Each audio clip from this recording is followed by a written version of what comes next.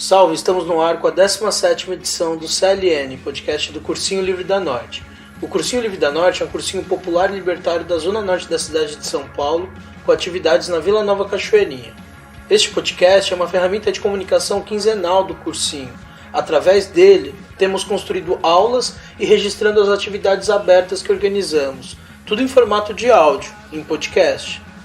Aproveitamos aqui para divulgarmos a próxima atividade aberta do cursinho, dia 30 de agosto, aula aberta sobre colonização do conhecimento, com Letícia Siqueira e Marcelo Oliveira, lá no CCJ, na Vila Nova Cachoeirinha. E nesta 17ª edição, o educador Caio Gamino, da área de Física do Cursinho Livre da Norte, apresenta sua aula sobre o raio da Terra. Mais sobre o cursinho no facebook.com/Cursinho Livre da Norte. Acesso a outras edições deste podcast e acesso a outros no desobediênciasonora.milharal.org.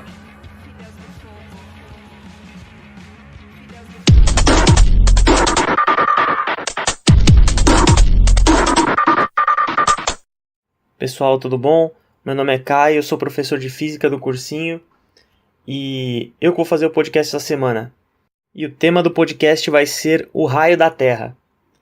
Vou falar um pouco da importância dele e como foi feito o primeiro cálculo para chegar num valor de circunferência da Terra e do raio. Um dos motivos do raio da Terra ser importante, principalmente naquela época e nas épocas posteriores, antes da era da informação e da tecnologia que é a que a gente vive hoje, era, por exemplo, a época das grandes navegações. Os navegadores eles precisavam saber mais ou menos qual que era a distância que eles iam percorrer, porque senão eles podiam levar menos suprimentos do que o necessário para a viagem e a tripulação ia morrer no mar. Esse é só um dos exemplos de por que o raio da Terra era importante naquela época. Então, chegamos na questão de como foi calculado o raio da Terra. Em 275 a.C. nasceu em Cirene, que fica na costa da África, Erastótenes. Foi um filósofo, matemático, geógrafo e astrônomo grego. Quando ele tinha 6 anos de idade, ele foi para o ginásio, que era a escola daquela época, onde só entravam homens e eles aprendiam a ler, escrever, aprendiam matemática, música, poesia, entre algumas outras coisas. E o Erastótenes sempre foi conhecido por ser bom em tudo, mas matemática e geografia eram as coisas em que ele era melhor. Depois de completar esse período em que ele estudou no ginásio, ele se mudou para a capital da Grécia, que era Atenas, e lá ele estudou também sobre matemática, filosofia e ciências. E ele gostava muito de fazer listas, de organizar informações de modo que fosse útil para as outras pessoas. E lá ele fez listas sobre datas importantes da Grécia, vencedores dos Jogos Olímpicos, e ele começou a escrever livros. Ele escreveu sobre comédia, sobre história, constelações, e ele começou a ficar conhecido no mundo. Ao fazer 30 anos, ele foi convidado pelo rei Ptolomeu III do Egito a dar aulas particulares para o filho dele na cidade de Alexandria. E Alexandria era a cidade que tinha a maior biblioteca e o melhor museu do mundo. Então isso daí era ótimo para ele, ele tinha um lugar melhor para estudar as questões filosóficas da época. Nessa época ele inclusive começou a ser chamado de pentatleta por causa dos múltiplos talentos que ele exibia. E pouco tempo depois de chegar em Alexandria, o bibliotecário-chefe adoeceu. E o Erastótenes foi indicado ao posto de bibliotecário-chefe. E agora ele estava dentro da biblioteca e ele podia estudar muito mais sobre o tema que ele mais gostava, que era a geografia. Mesmo naquela época, já existia o conhecimento de que a Terra era esférica.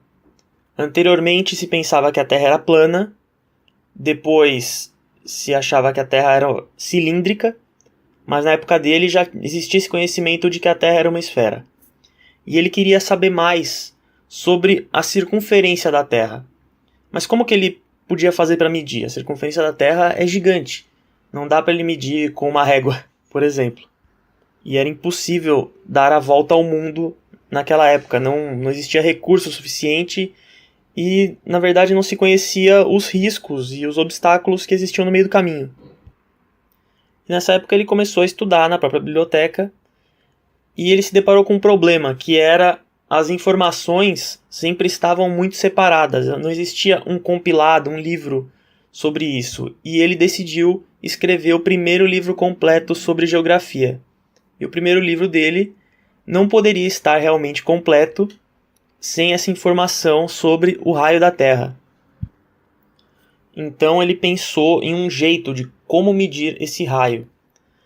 Por exemplo, se a gente imaginar a Terra olhando de cima como um círculo plano, a gente pode cortar ela em vários pedaços. Se eu souber o tamanho do comprimento do arco e o número de arcos que existe ali, eu vou conseguir calcular o tamanho total da circunferência. E aí o problema se tornou outro, né? Como saber quantos pedaços pegar, qual que seria a referência dele e como que ele ia medir. Então um dia ele ouviu de homens em uma caravana que passava por Alexandria que no 21º dia de junho, ao meio-dia, o sol brilharia direto dentro de um poço em Siena. Ou seja, não existiriam sombras na borda do poço. Os raios de luz eles entrariam paralelos às bordas. Isso significa que eles estariam chegando perpendiculares à Terra. O dia 21 de junho é um dia especial, porque no hemisfério norte é quando acontece o solstício de verão. Solstício é o momento em que o Sol atinge a maior declinação em latitude a partir da linha do Equador. Isso significa que, a partir daquele dia, o Sol vai estar um pouco mais para o lado sempre e depois ele vai voltar. Ele vai chegar no solstício de inverno e depois voltar ao solstício de verão. Todos os dias, o Sol amanhece e morre do outro lado do horizonte. Só que ele não faz isso exatamente no mesmo ponto. Tem alguns lugares em que mostram fotos sequenciais e você consegue ver que acontece um movimento ao longo do ano do Sol, em que ele parte do solstício de verão, ele vai andando até o solstício de inverno e depois ele começa a voltar no horizonte. O solstício também é a base de determinar onde ficam os trópicos de Câncer e Capricórnio. E voltando à questão do raio da Terra, em Siena havia esse poço e os raios incidiam perpendicularmente na Terra naquele local, então não existia sombra. Porém, em Alexandria isso não acontecia. Qual foi a conclusão que Eratóstenes chegou? Se a Terra fosse plana, eles teriam que incidir da mesma forma nos dois pontos, nos dois poços. Isso mostrava que existia uma curvatura ali. E aí ele bolou uma solução para isso, através do tamanho das sombras. Porque o tamanho da sombra, basicamente, ele consegue te dizer o ângulo em que a luz solar está incidindo naquela superfície. Com essas duas afirmações, ele precisava só de duas coisas. Definir quantos pedaços teriam para ele ver o tamanho do arco e o próprio tamanho do arco. Aí seria multiplicar o número de pedaços de pizza pelo tamanho da borda da pizza. Ele teria a circunferência. Então, no dia 21 de junho, ele saiu da biblioteca alguns minutos antes do meio-dia, que é quando o sol está a pino no céu, e foi medir o ângulo dentro do poço, o ângulo da sombra. E ele mediu um ângulo de mais ou menos 7,2 graus. Se você dividir o 360, que é o número de ângulos que existe numa volta completa, por 7,2, você encontra 50. Então ele sabia que ali ele estava medindo na distância entre Siena e Alexandria um pedacinho dos 50 que compõem a esfera ou o círculo inteiro da Terra. E aí o último problema era o seguinte: ele precisava da distância entre as duas cidades. E aí ele imaginou, no primeiro momento, fazer essa medida com camelos.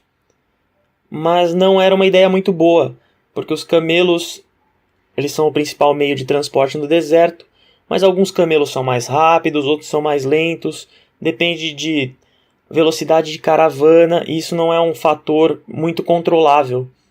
Então, ele foi falar com o rei e pediu para o rei ajuda para medir a distância entre as duas cidades. O rei, naquela época, tinha a seu serviço bematistas, que eram agrimensores, pessoas que medem distâncias, treinados para caminhar com passos sempre do mesmo tamanho. Dessa forma, as distâncias lineares podiam ser medidas com uma precisão maior. E o rei ajudou ele. E os bematistas eles descobriram que a distância entre Alexandria e Siena era de 5.000 estádios. Estádio era uma medida que eles usavam na época. Hoje em dia a gente acaba usando também estádios de futebol, às vezes, para algumas medidas. E o resultado que eles passaram por Erastótenes era de que a distância entre Alexandria e Siena era de 5.000 estádios. O estádio que Erastótenes usou como base tinha pouco mais de 157 metros.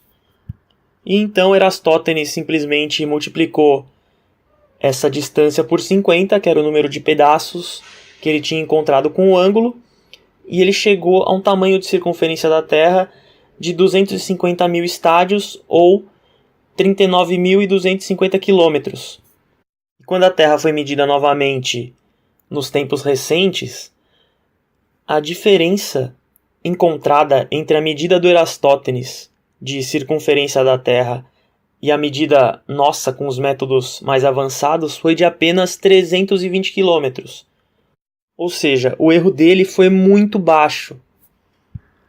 E então Erastótenes escreveu o seu livro de Geografia do Mundo completo e criou o primeiro mapa da Terra baseado em cálculos matemáticos.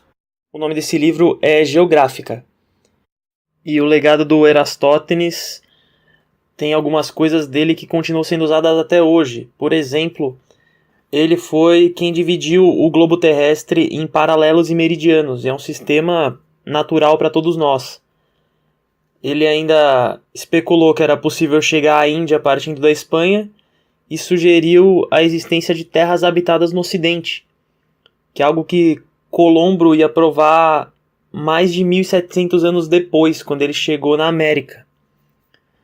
O Arquimedes, ele mais tarde na sua vida ficou cego e por causa disso não pôde continuar seus estudos e teria caído em depressão e morreu aos 81 anos de idade, na cidade de Alexandria. Então o que eu queria realmente passar agora de valores para vocês, final, para vocês terem mais na cabeça, é o tamanho do raio que o Erastótenes mediu, que era de 6.247 quilômetros, e o tamanho do raio da Terra que a gente tem hoje, que é de aproximadamente 6.371 quilômetros. E é isso, pessoal. Agradeço muito pela oportunidade de poder fazer esse podcast, essa mini aula misturando matemática com geografia. E deem o feedback pro cursinho e até a próxima.